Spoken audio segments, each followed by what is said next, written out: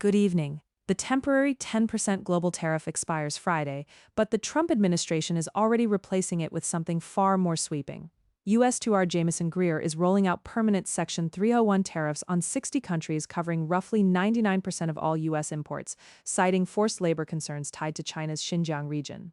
The change takes effect the moment the old tariff expires. A look at the scope: these tariffs hit nearly every major U.S. trading partner. The administration is using a two-tier structure, a 10% rate on roughly 14 to 16 countries that have partial forced labor prohibitions in place, and a higher 12.5% rate on the remaining 44 to 46 countries.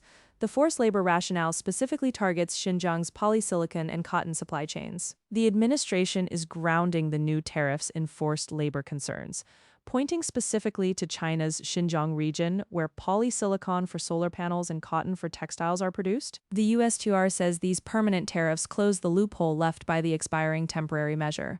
Exemptions do exist: civil aircraft, steel, and aluminum already under Section 232.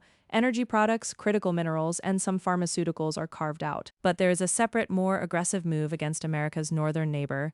Canada faces 50% tariffs under Section 338, a law from 1930 that has never been used before. Prime Minister Mark Carney has a 30-day window to negotiate before the full levy takes effect. Carney's statement came as Canadian officials prepared for emergency talks. The 50% tariff would apply broadly across Canadian goods, marking a dramatic escalation in what is now the most serious trade confrontation between the two neighbors in decades. The full picture: two tiers of Section 301 tariffs, covering 60 countries, plus the separate 50% levy aimed at Canada.